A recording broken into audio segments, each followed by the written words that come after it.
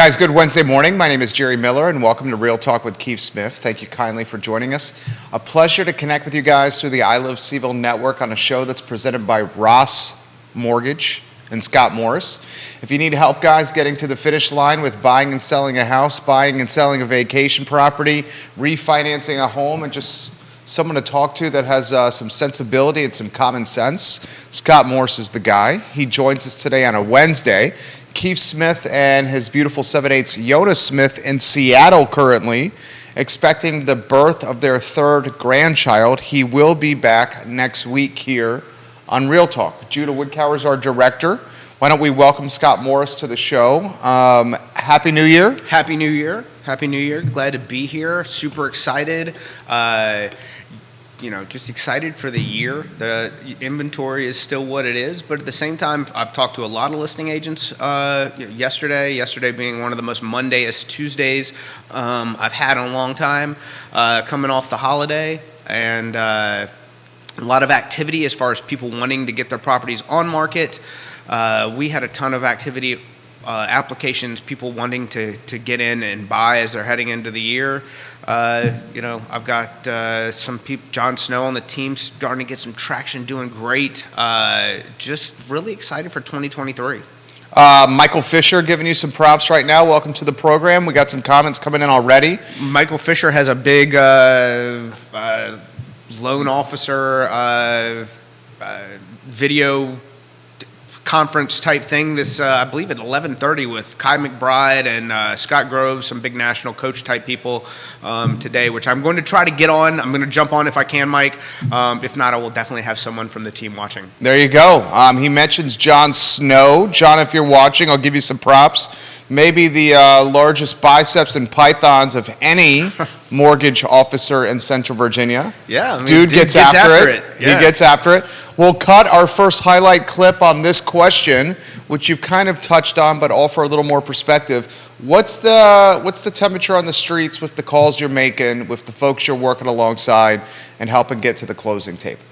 The people that I've been talking to have been very excited about the opportunity to get in, and whether it be a first-time home buyer, there's still investment opportunities. I've got people who are kind of getting through the holidays and looking at taking some cash out for projects that they've got on target for 2023. Very optimistic, I guess, is the best way, and energetic is what I've seen from the people that I've been talking to and working with. A follow-up question for the first highlight clip, J-Dubs. Rates, movement, predictions, what are you seeing happening? We're seeing people pile into the U.S. 10-year, so that lowering the yield there, but investors haven't quite jumped on board with that this morning. I think that's just because there's been so much volatility that they want to see if it sticks. But huge movement in the U.S. 10-year this morning, but not huge movement in the MBS activity. But I think we've seen so much back and forth. Last Friday, we saw a huge negative day for the U.S. 10-year where people sold out of it, and rates followed it back up, because we actually dipped into where we were quoting people in the fives, 5.99, 5.875 we're out there. And now we're, back into the low to mid sixes. I think if we continue to see what we're seeing in the bond market stick, we're going to see rates trickle down into the high fives over the next few weeks and stay and potentially stay there for a while. There's the first one right there, J-Dubs. Second one to follow. What could help get more inventory on this market, which could potentially create some momentum for everyone that's on the supply chain? It part of it's rate. Once we see a little dip, and I think the mental leap it takes, it's like if you're Jon Snow and you're working out and you got to throw an extra plate on there and your brain tells you it's too heavy, people are telling them the rates are too high. I think we break that 6% barrier and we put fives on the board. You see more people willing to go, okay, I can move from here to there. I know this is high, but this isn't the end of the world. I think the 6% is kind of a bit of a mental barrier that's preventing people from taking that next step as far as listing to then go and purchase at that same aspect, especially considering some of them may be in the 3s or even the 2s, depending on when or how they locked the rate back in 2020, 2021 if they refinanced. That's a great second sizzle reel right there. I had this conversation with a friend over the weekend.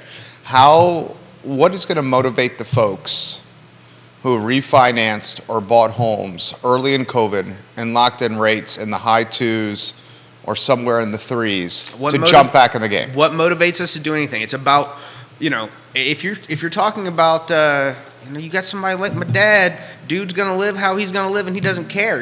That's it. But if you've got somebody like your dad, younger, more growing, if there's someone who wants something, that's going to be part of it, and part of the shift will be. People make these decisions based on largely emotion, and then what creates the dream for their family or the next step for themselves.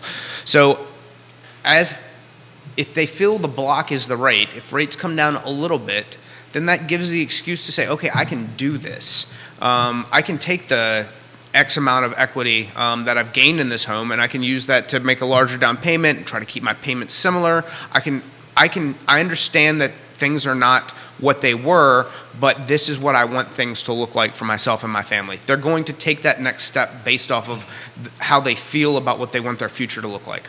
Got the Blair family watching the show. We love when you guys tune in and ask questions and offer perspective. We'll get to some of the comments coming in a matter of moments. Before we do, the agents that you work alongside, their forecast for what, or their conversations they're having with you for the next couple quarters here in 2023? It depends. So, there certainly are.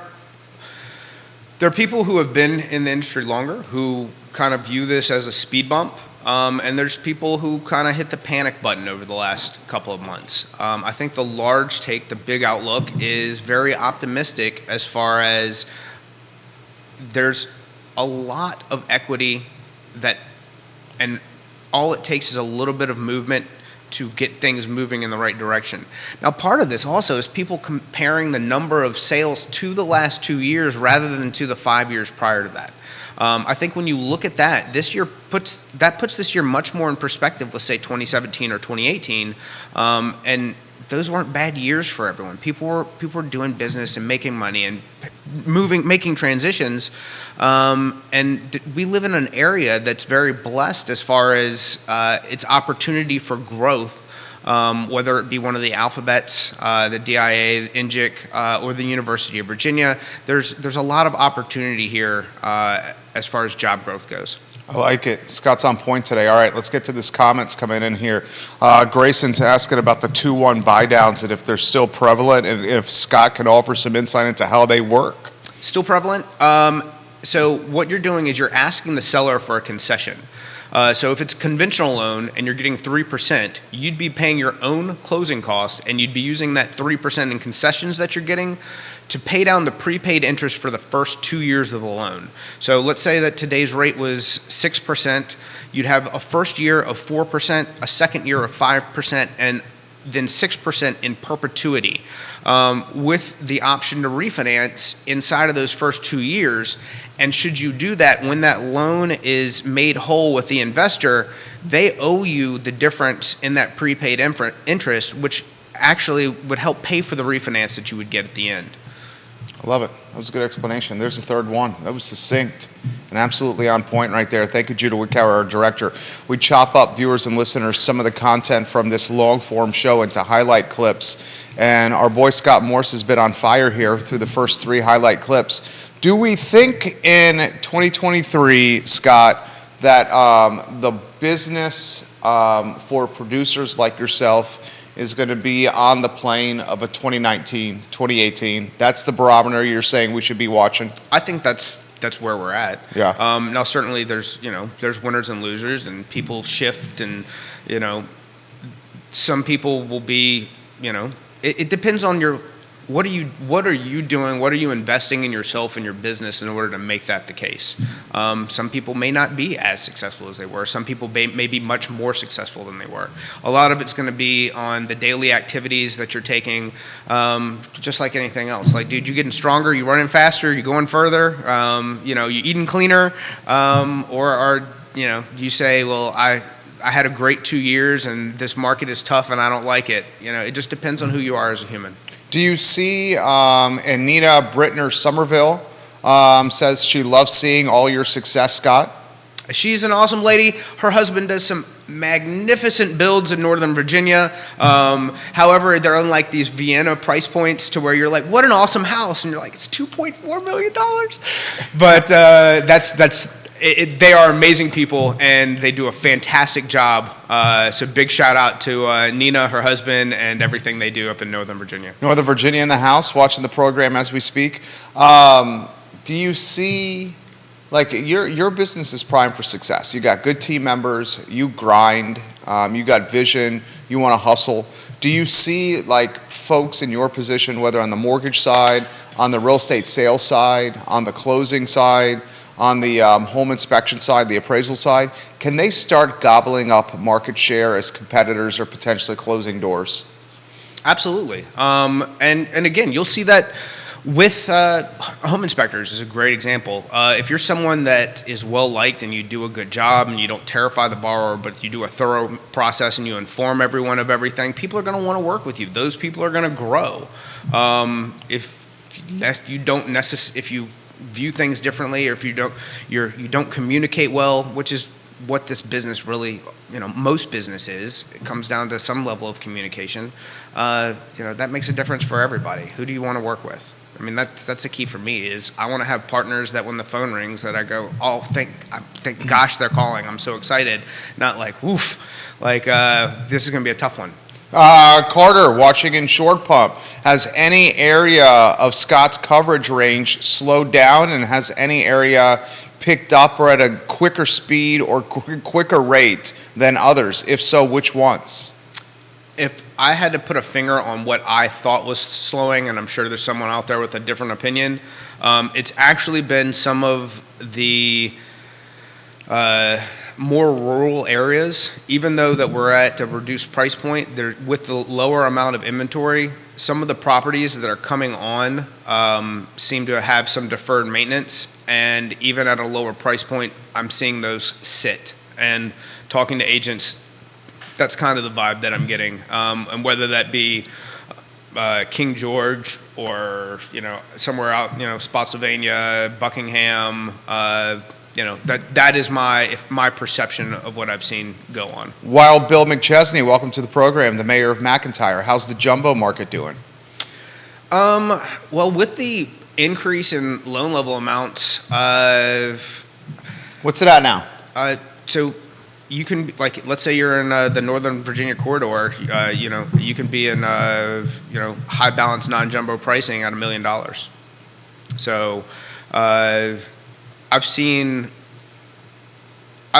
most of my business is from like 1.2 down. I don't do a ton of $2 million-ish, and I probably would say that the people who are buying those homes, some of them, they're either super high earners. I didn't know that this section of Georgetown existed, like just north of Georgetown. So instead of making a right, like towards all the shops, you make a left towards northwest where like the embassies are. And there's like a whole nother level of money. Put it in perspective. What were you seeing? So you'll see kind of like your old colonials, because some, those level of homes exist, but these things are $2.5–3 million for the same type of property that you'd see in Charlottesville. It's bonkers.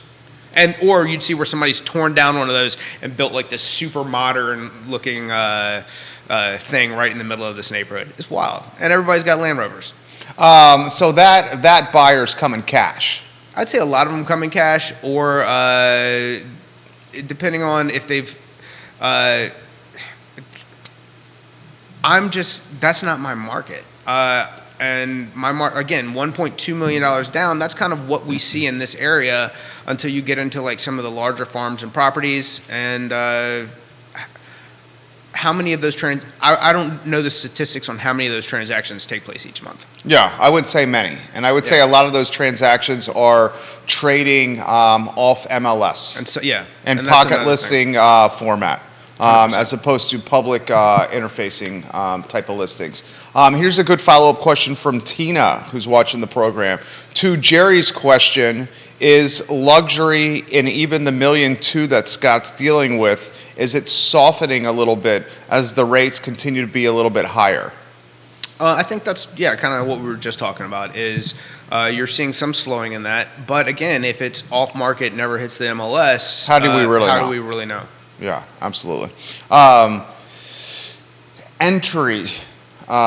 We always have to highlight every aspect of the price spectrum. Neil Williamson, welcome to the show. Entry level, first-time home buyers. What kind of activity are you seeing at the entry level here early in 2023? And whether it has to do with the advertising that I'm doing now, or I've had more activity in the last 2 weeks, and part of that I think people being home for the holidays, scrolling social, seeing what's available, and going, I want to, maybe it's a New Year's resolution. A lot of activity for first-time buyers trying to get into the market. Nikki Sheridan giving you some props right now. Big ups. Kent Store, what's happening? Kent Store in the house. Yeah, Nikki Sheridan. Yeah. Nikki, thank you for watching the program here. Do you think that this 2023 could be an easier run for the first-time home buyers than they've had over the last few years, which have been brutal? Yeah, that's kind of been the bell I've been ringing is you're going to have the opportunity to get in, get away from paying rent,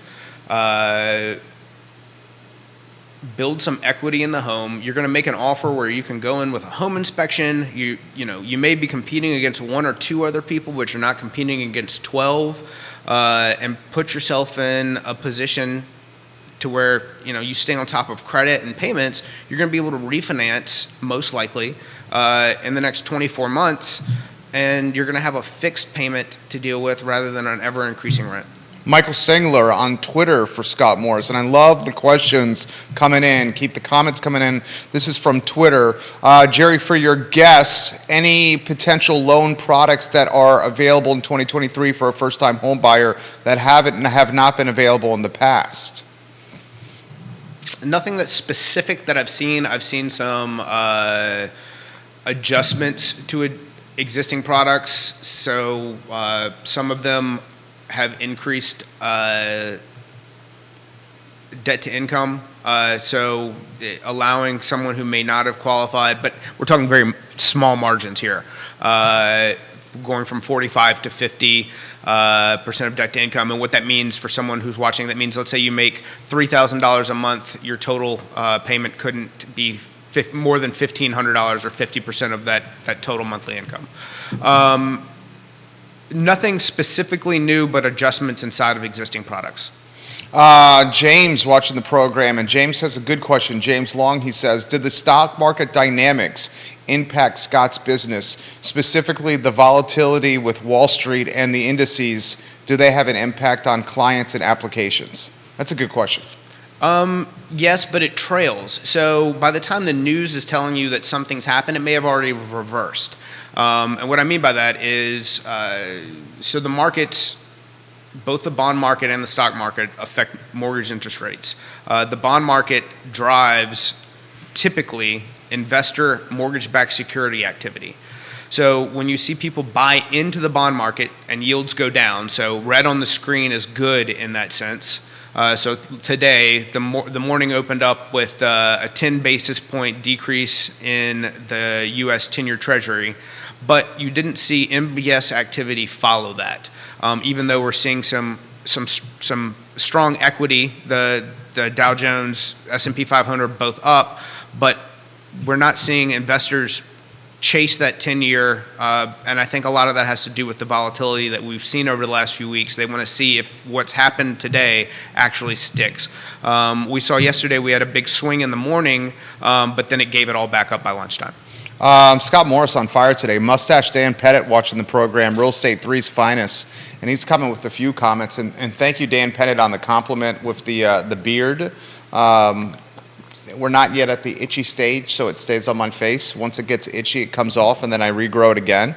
He's got questions specifically for the mortgage expert, Ross Mortgages, Scott Morris. He says, Scott, do you think rates will get up to 8.5% this year? And are you seeing more cash contracts as rates increase or stay relatively the same? Are the same people that want rates to get to 8.5% the same people that want Bitcoin to get to zero? Like, is everyone cheering for zero? Like, no, I don't think rates are going to get to 8.5%. I think we're starting to see a shift both in inflation, in jobless claims, to drive the market in the direction that it needs to go to bring things back down, not up. I think what we all want, and from an investor standpoint to an agent and loan officer standpoint, or mortgage advisor, as I like to try to get away from the LO because nobody knows what that means when you talk to them, is we all want that, mortgage advisor. Yeah, we all want some good news. And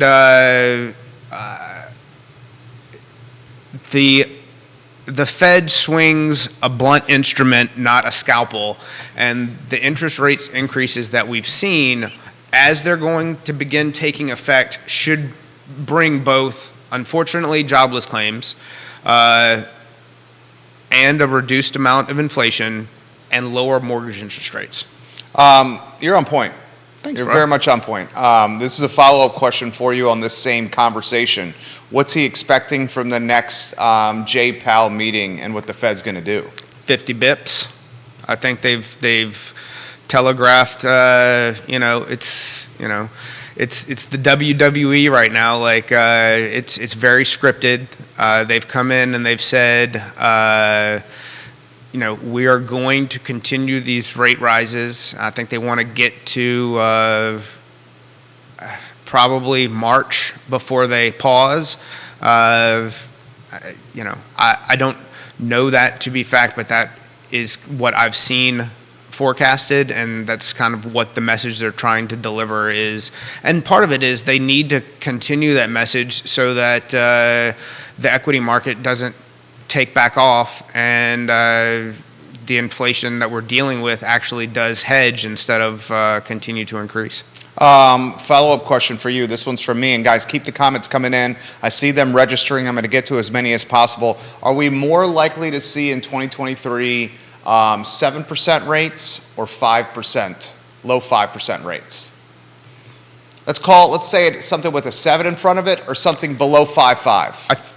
Below 5.5. I think we're more likely to land in that 5 to 6. I think 7's probably the ceiling. Okay. And 5.5 is probably the basement. That would be my guess. I don't think we've got some, runaway train in either direction. Unless let's say that the Fed just doesn't have inflation under control and everything just totally comes apart. That's not really what they're banking for or targeting. And I think they've made enough moves to where we don't go in that direction. And at the same time, I don't think that even if we face, let's say we end up in a recession, which I think we're probably already in, I don't think there's enough movement in the bond market to push us below 5.5%. Todd Willis giving you props right now. What up, Todd Willis? Thank you for watching the program. Or Todd Wills. Todd Wills, all the way down to the Outer Banks, bro. Todd Wills giving you some props right now. I apologize, Todd. Todd Wills. I'm going to get that correct. Giving you some love. Here's another follow-up question, and you get this all the time. And you got the Mr. Morris on this one. Mr. Morris, will we ever see rates at the levels that we saw during the pandemic? Highly, highly unlikely, or at least highly, highly unlikely in the next decade. Wow. Look at everything that the Fed probably thinks that they learned, or we hope that they learned in the actions they took that got us there. Okay, so let's spitball the lessons we hope the Fed learned. Don't print a bunch of free money and give it to people. Don't make the monetary policy so ridiculously easy? Yeah. Is that the word you were looking for? Easy, freewheeling, yeah. So it's like we were talking about Tesla prior to the show.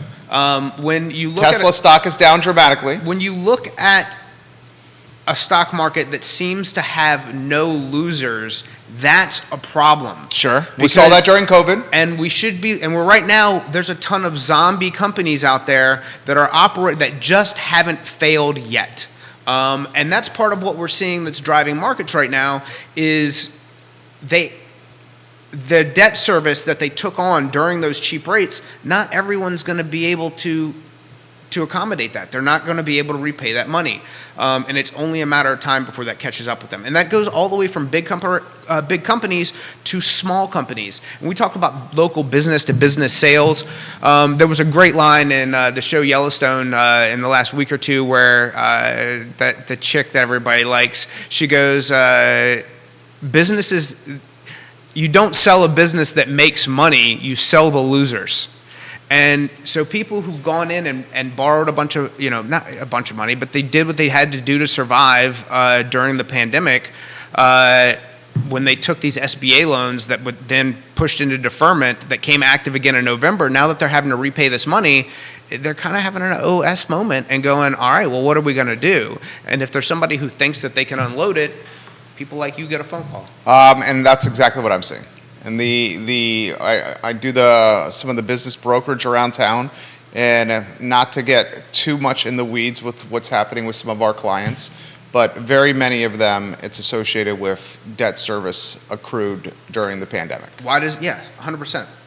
And a lot of it, unfortunately, is floating debt, where that rate is moving as Powell's moving rates, and it's getting difficult to just make minimum. And that's for the small payments. business. There's plenty of big businesses that took lots and lots of money because they could get it at a low interest rate, and now through winners and losers, people not walking in the door, whatever, not ordering online, whatever the product wasn't that great to begin with, they exist right now, but they're not going to exist forever. Yeah, I think what's happened is the consumer is now having to be a little bit more discretionary.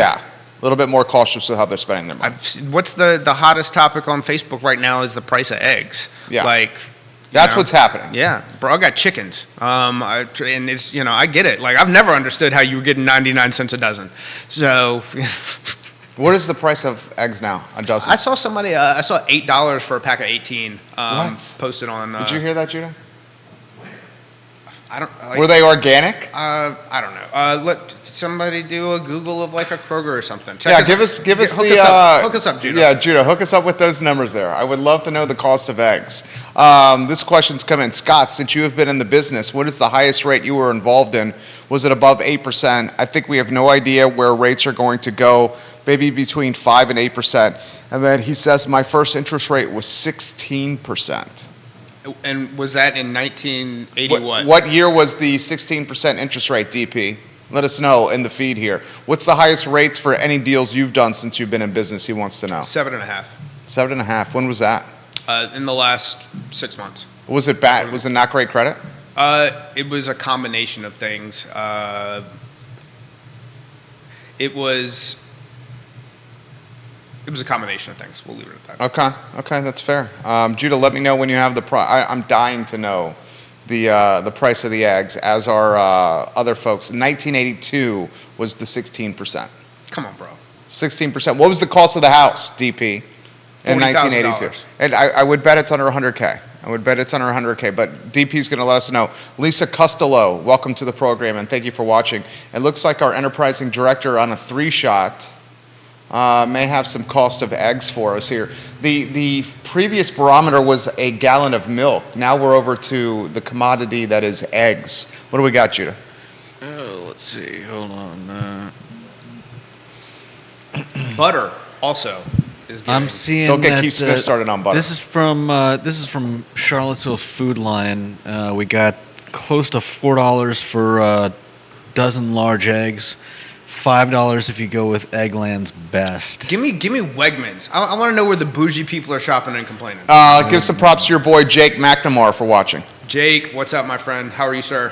Your boy Jamie Turner watching in Culpeper right now. All right. He's repping the pep. He loves to use that statement. Neil Williamson just shared a link. Gosh, I love you, Neil Williamson. Judah, keep the knowledge coming. Dude, you may have a business with your chickens and the eggs right there. This guy's got so many. What do we call it? We called it a farmette. That's what you learned? It's a farmette. I mean, yeah, I've got a barn that hopefully I can keep horses out of for the rest of my life. But you know, I've got little girls who may want those things. So, you know. And those girls seem to be running the family over there. They run the show. The misery index was shared on the feed, which is meant to measure the degree of economic distress felt by people every day due to the risk of or actual joblessness combined with an increased cost of living. The misery index is calculated by adding the seasonally adjusted unemployment rate to the inflation rate. That's shared there by Neil Williamson. Do you want to touch on that at all, or do you want to go to the eggs with what Judah's got coming up? I haven't seen it. I believe it's probably the highest it's been in a long time, but I haven't actually seen it. So I would imagine it's at the highest it's been in a long time as well. J-Dubs, what's that number you got for us?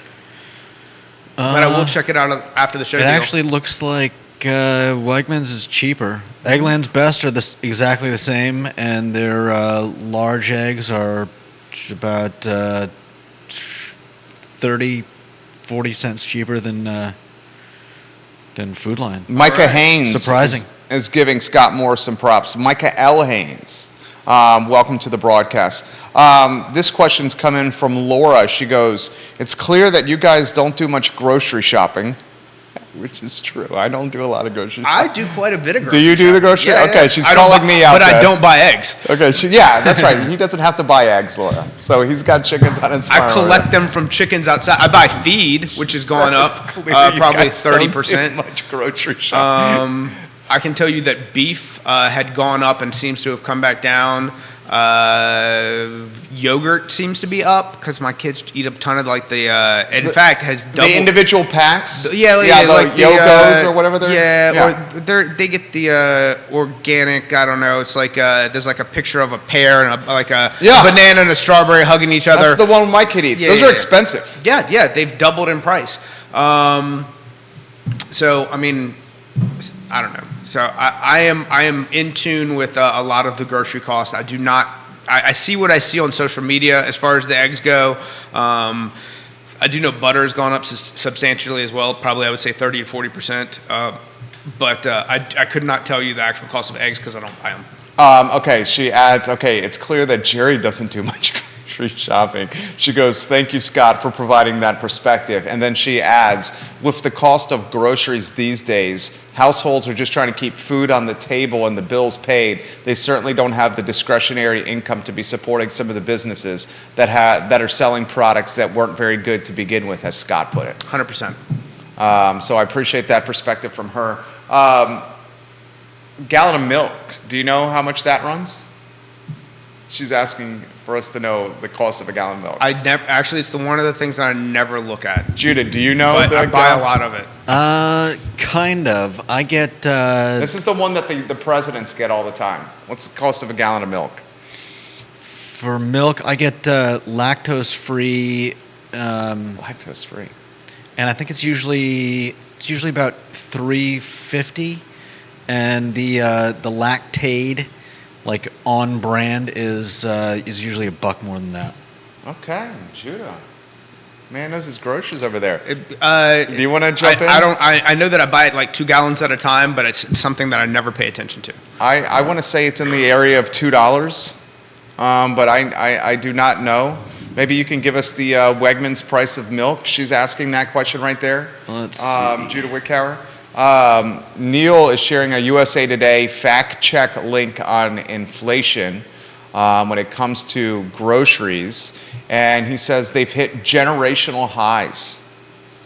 The cost of groceries. Yeah. That's wild, right? So I've always, now when you get into like loss leaders and this whole thing, I've never understood how they sell a rotisserie chicken. You're talking Costco now. Or Kroger, or anybody who does, Martin's, Giant, etc. Anybody who's got that little kiosk full of hot rotisserie chicken sitting in the middle of the store for $6.99. Costco very famously loses money on all its rotisserie chicken sales to get people in the door. I would think that everyone does, because there's no way that they get that chicken grown, fed, shipped, processed, cooked at the store by an employee for $7. I've never understood it. I get it's a loss leader. It's just always been a wild thing to me. I've always, kind of been make it make sense. Well, the interesting aspect of the Costco model is Costco makes its money on the memberships. They're basically breaking even in some cases losing money on the grocery sales. But Kroger doesn't, and Harris Teeter, everybody who does it, if everybody has a rotisserie chicken, it's not driving people in the door. The fact that's. Well, what will get you in the door? Would it be the cheap gas? Convenience. The same reason I go to X, Y, and Z for an oil change, whatever it is. I want to go there because this makes sense to me. I like your products. Your store's clean. It doesn't smell bad. The same. I want a high level of service, and I want it to. That's I would think why. Although people will drive an extra 10 minutes when they think gas is 10 cents cheaper that far away, at a certain point, what's your time worth? How do you want to be treated? Do you want to have confidence in the place that you're, just like with what we do? I'm sure Wells Fargo will close your loan in 6 months. Just quit asking them about it. And, whereas, we will be clear to close in 9 days if you need us to be. Maggie Gunnell's giving you some props. What up, Maggie Gunnels? How is Lake Monticello? Maggie Gunnell's expanding the footprint, her sales footprint as we speak. Judah, multiple people are asking for the cost of the gallon of milk right now. Do you have it? Yeah, I do. Let's see. We got for Wegmans brand whole milk is $3.33 a gallon. I feel like $2.89 is like a number that's sticking in my head. So that's probably right. Whole milk gallon is over $3. What about the cost of skim milk? Or a skim milk family? Do you want to know the most outrageous skim thing? Milk? No. Have you guys bought mac and cheese from Panera? No, is it? Well, remember, before you make this comment here, Kelly Jackson's watching the program, and she has 17 Panera Breads that she currently owns. Okay. Well, then she's raking it in Okay. because they are $10 for mac and cheese. $10 for the large mac and cheese. I was told to go by Panera and pick up 2 large mac and cheeses because that's what the girls wanted, and they were refusing to eat whatever else. I get to the drive-thru and I was like, never again. I've bought large shells, Wisconsin cheddar in a block. I will make this this homemade version of Panera's mac and cheese before I drop $20 on two containers of mac and cheese. Did your daughters eat the mac and cheese? I've crushed it. They love it. They loved it? And to the point where they heard me complaining about it, so now they say, we like the expensive mac and cheese. Wow, Oh, that's man. that's amazing. The Morris twins are running the household over there. Would they eat the mac and cheese if they knew Daddy made it? Probably, as long as it looks the same and Would you have to trick them by putting it in the Panera we're gonna find out. containers? We're about to find out. He saved. Judah's laughing. He saved the Panera containers for the next time he's going to 100%. make the Yeah, mac and cheese. I'm all in on this. I'm not getting beat by them again. I have a feeling your daughters are extremely smart, and they're going to call out Daddy's That's fine. trickeration over there. The skim milk price was what? And why did you scoff at me when I said skim milk over there? Was it because it's watered down milk? Is that why? It's like water with white food coloring. I've heard that before. Katie Pearl, welcome to the Is program. is that the fat free? Yes. Yeah. Okay. Yeah. It's $2.54 per gallon. All right, that's what we're drinking at the Miller House. All right, and I'm 2%, so I'm 2. So that's where my 289 probably came from. Yeah. We're 3% for whole, 250. This guy's drinking whole milk over here. 2% right now is $2.96. Katie Pearl, KTP, welcome to the program. She's the queen of Whitehall. She says, guys, 1 dozen eggs is over $5. We What? go through Where? She goes, we go through 4 dozen a week. Maybe it's time to get some chickens like Scott. Hey, and She has 5 kids. and they help Just with, 5 kids. and it helps with food waste because I feed basically when I go every time I grocery shop, I clean out the fridge goes to the chickens. Really? 100%. Yeah, they'll literally eat anything. There's things that you don't want to feed them, like you don't want to feed them heavy onions because they can actually pass that flavor along into the egg. Ugh. But for the most part, they're gonna eat whatever. Yeah, they'll eat anything. How much maintenance are the chickens? Water when it gets really cold. is probably the biggest pain in the tail. But Why? Because you're saying because the water freezes. Freezes, Okay. and then you're out there. And now there's different. I've got a system that I've built that holds like, I don't know, 20 gallons, and it goes in through feeders, and it's got like little metal nipples that they can peck at and drink that way. But when that stuff freezes, then you've got to be able to supply them with fresh water. The follow-up question on, wow, the chickens are getting some traction here on the feed. Are chickens a moneymaker for Scott, or are they just something that he's doing to pass time with his kids? That's a very good question right there from Yvonne Dow. They're not a moneymaker. I don't sell eggs. I give them a lot. I spend. You brought us some eggs. They were great. So in the summer, like when the production's up and I'm carrying a lot of birds, I'll hand them out to realtor partners or friends, family, anybody who wants them. I usually have an overflow at that point. This time of year, they slow their laying production with the light cycle. In the past, I've kept like a light on that'll keep them laying through the winter. But I've got enough birds now that were in their first year to where they lay through the winter. No, I don't sell them. No, they're not a hobby because of the kids, but they are.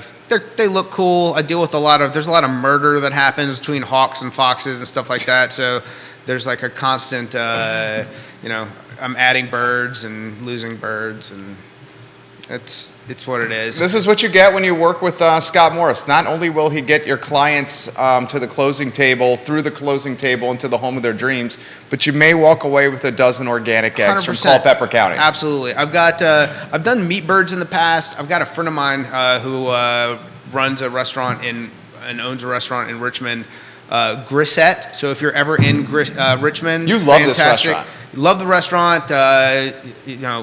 Donnie Glass, amazing human being. There's Jardine, is a wine bar that's in the old what's the Baja Bean space in the Fan. Yeah. So check that out if you're down there. But he wants me to do like 200 meat birds specifically for him, and I'm just like, 200? Yeah, absolutely. That's a boatload. Yeah, it is. But it's also, and I was like, yeah, absolutely, let's do it.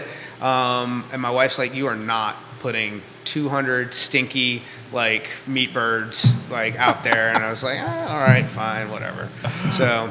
Neil Williamson is loving this. He says, The Chicken Murders by Scott Morris. He's laughing out loud. The chicken resonates with the viewers and listeners. The stories from the farm here. Multiple people are laughing on the program. How the hell are you going to get 200 meat birds to Donnie Glass in Richmond from Culpeper County? You're going to drive them in your truck? Well, I'll process them. And,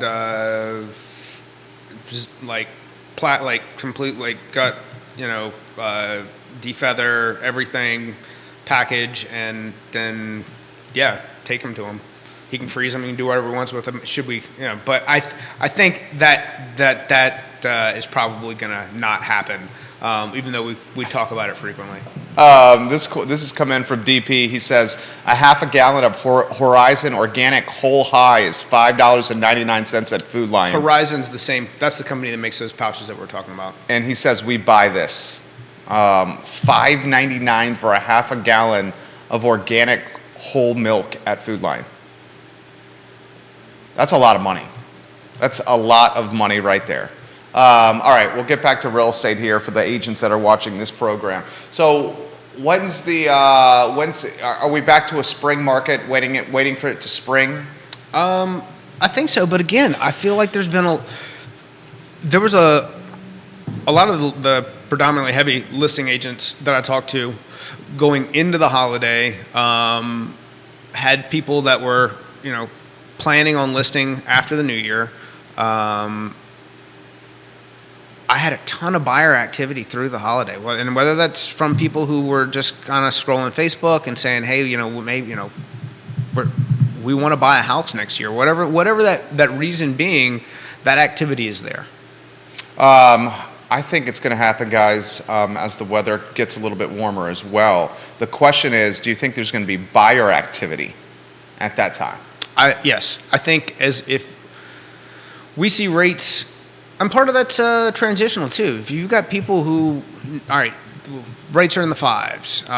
Should rates get to be in the fives consistently? And that would definitely get people into the game. That's going to get things moving. A company with the amount of equity they have in the home, it gives people who've purchased in the last 2 or 3 years a lot of options. Now the question is, do we have new build? Like, are we just in existing sale to sale that you kind of?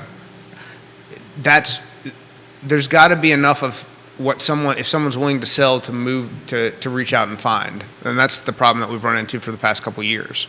Nick Hawkins watching the program, he goes, Jerry convinced me, and asked Scott this as well. What would motivate my family to get rid of our 3% mortgage on a 30-year fixed to jump into something that's more expensive? Sell me now.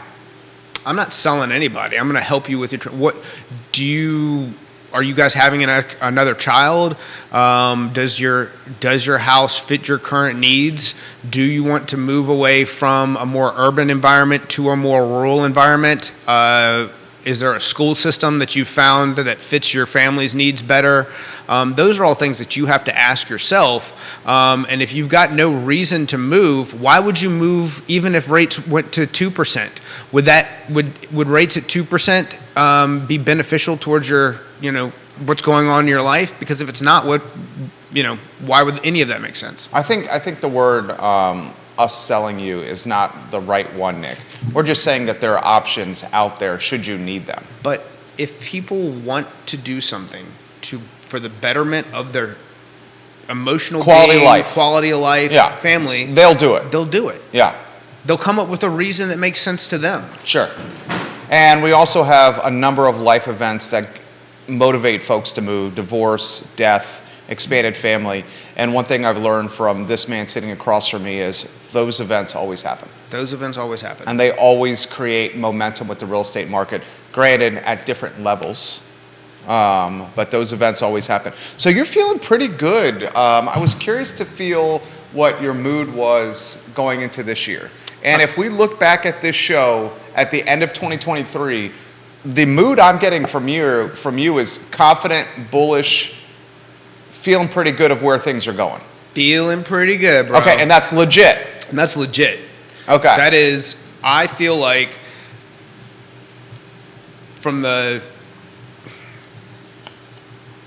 if we made it through the last 3 months of last year, when I think rates were, at their peak. I think when we were in the mid sevens in some cases, or quoting 7% to even your good credit buyer, that was probably the high side.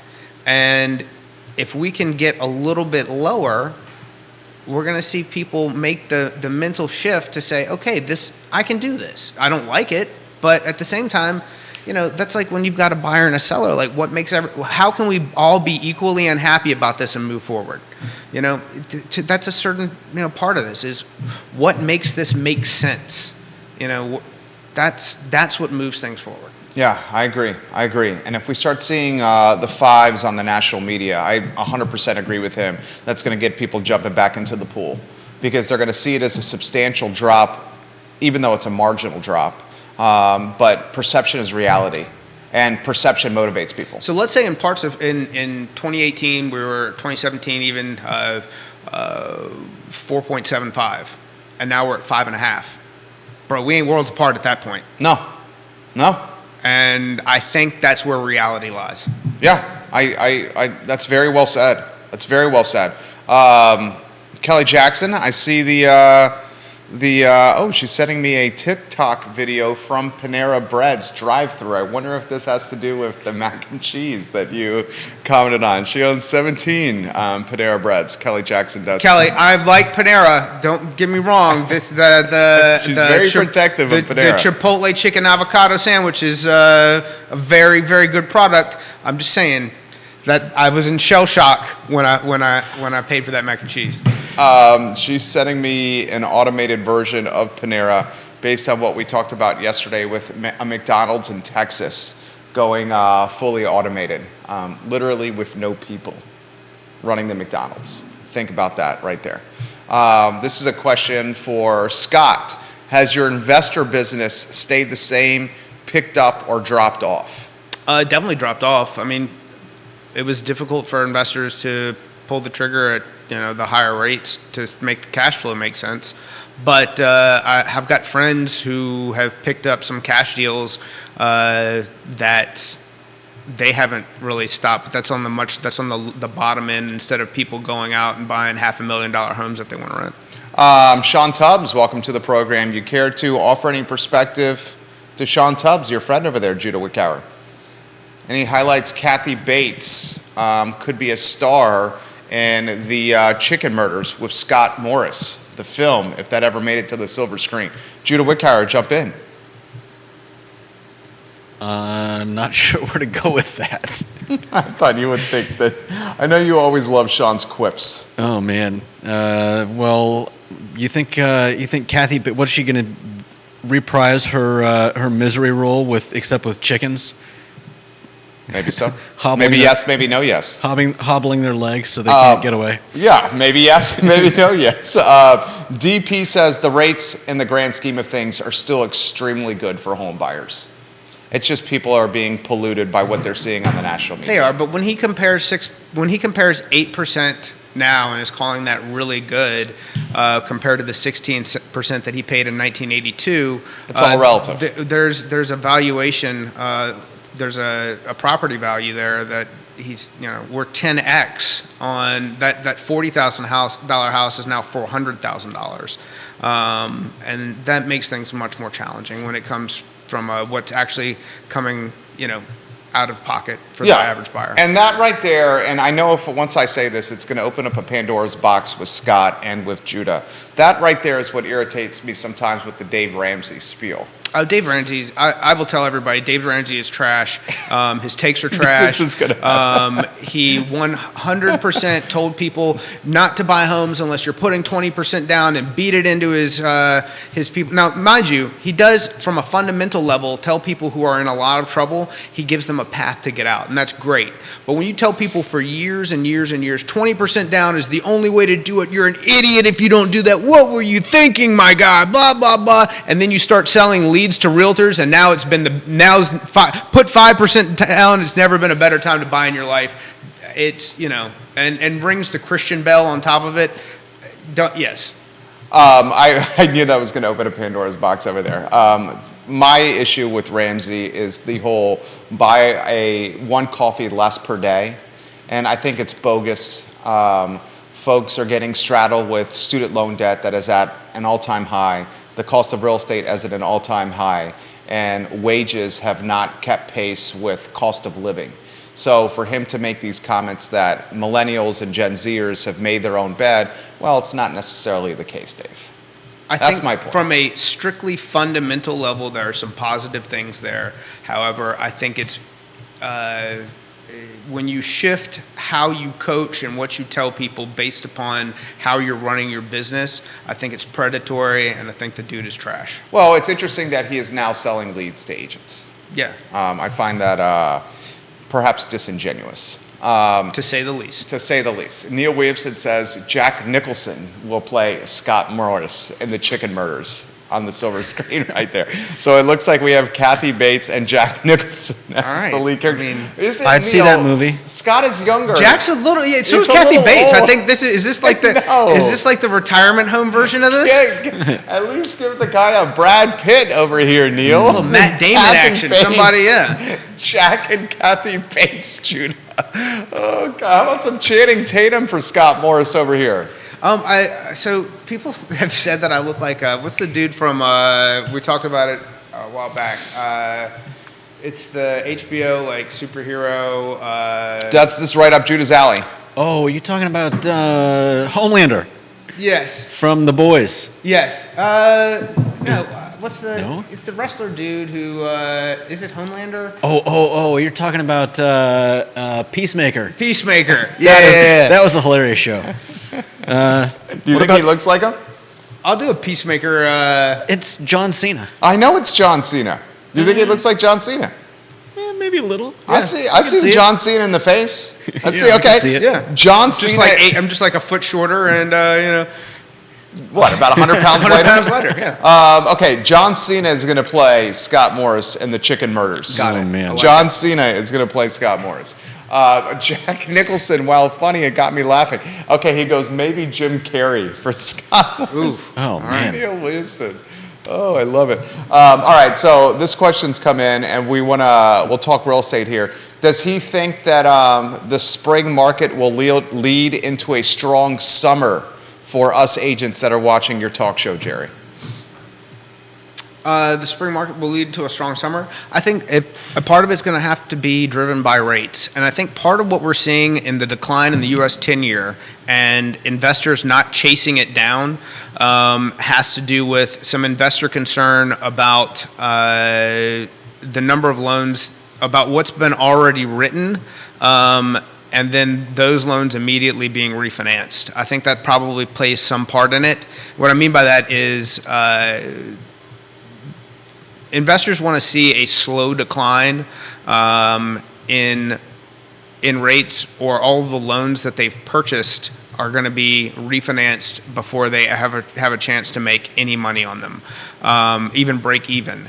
And I think that's probably being weighed pretty heavily in a lot of rooms in the Mr. Coopers and the Wells Fargos. Anybody who's a large servicer, to the point where Wells is even getting out of or backing away from the servicer side, and they're always going to originate some loans from their banking side, but they're pulling back, and you've got the Planet Home Lendings, the Mr. Coopers, who are being bigger and bigger players in the purchase side. Chris Sharp, giving you props. Sharp, what up, baby? Chris Sharp saying hello. Linda Bradshaw, welcome to the broadcast, and thank you for watching over in the Culpeper Community Spotlight. We encourage you to follow the Culpeper Community Spotlight as it approaches 1,000 members. You're at 924. We're getting there. When you launched this group, I was like, go for it. You guys have done a hell of a job. I'd like to get to 4,000. Wow. Yeah. Our I Love CVille group is at 3,600. So 4,000 is an ambitious goal. 4,000 in. So I think you've got Culpeper County. I think is roughly 60,000 population. I'd like to have. I didn't know it was that many people. I think it's that many people. Is that right? I don't know, Judah. You're saying the population of Culpeper County is larger than the population of the city of Charlottesville? City of Charlottesville is at 50,000 people, roughly. Minus students. I'm going to look that up as well. Look it up. If you finish your thoughts, I'll look it I'd up. like to- Dude, he's right. I just learned something today on the show. I've learned a lot of things here. I'd like This to is be in the 10% range of. So then you need about 5K. Yeah. The population of Culpeper County as of the 2020 United States Census was 52,552 people. That's a lot larger than I thought it was. That's pretty large. Yeah. How much of your business is Culpeper specific? A third probably. Really? Yeah. Culpeper, and then Richmond, Charlottesville. I mean, those are where the majority of my business comes from. Did you know Culpeper was that many people? 52,000 people? I did not know that. I had no idea over there. How much is out-of-state business? 5%, a much smaller amount. And it's also where do I put my energy? That's the biggest thing. Like, am I out? I've got agents in the Outer Banks that I probably see more often than I do anyone in Charlotte or Pennsylvania. But there's people that I know there that when they need something, I'm a resource.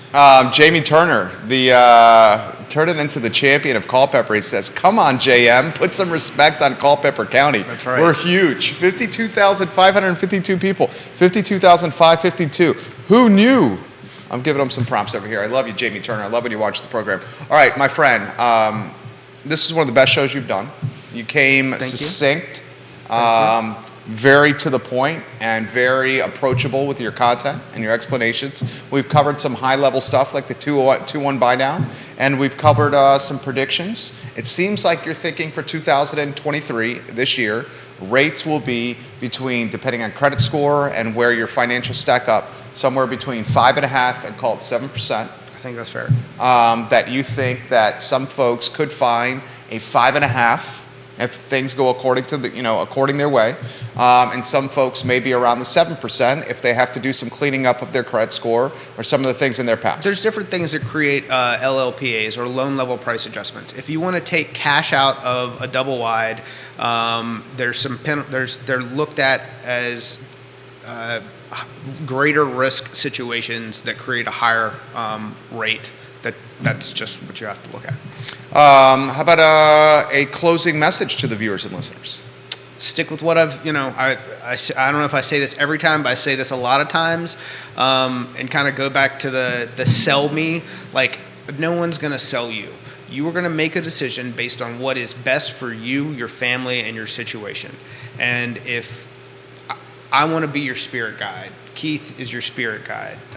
If you're selling a business, Jerry is your spirit guide. We're not here to sell you or make you do anything. We're here to protect you through the process and make sure that you have someone that you trust that is going to get you to the end, to where you feel like you were made whole throughout that process, to where when you walk away and say, this is who everyone should work with, and I think it's crazy if you don't, because they took all the stress from the situation and they explained things to me in a way that I felt educated and not talked down to, and that's what you want in your business and in your life. Dude, very nicely done right there.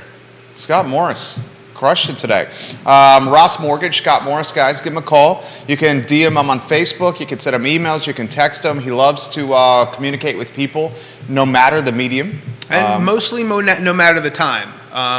From Keith texting me at 5 o'clock in the morning to I'm getting those as well. I had someone send me a referral who called me at 9 o'clock on New Year's Eve, and I walked her through everything that she needed to go through to make a decision. 9 o'clock on New Year's Eve. Mm-hmm. Wow, good for you. You took the call. I took the call. That's the number one thing when we talk about success in this business is just answer the phone. Yeah. Like most of the time, the conversation that you're going to have, it's not that complicated, bro. You get a feeling of where they're at, give them some instruction, and set an expectation for the next time you're going to reach out to them, and you've probably taken care of everything. Boom. That's a perfect way to close. Scott Morris, guys. Ross Mortgage. Judah Wickower always chiming in with valuable perspective, like the cost of a dozen eggs and the value of a gallon of milk. Thank you very much for that, Judah Wickower. Also coming up with names for lookalikes of Scott Morris, Thank you. John Cena. Very valuable perspective today, Judah. My name is Jerry Miller. This show is presented by Ross Mortgage. We encourage you to follow Scott's YouTube channel. Do you want to get a plug for the YouTube channel? The YouTube channel built to capture each one of these shows, so that if there's something that you thought was talked about and you want to reference, go back and take a look at.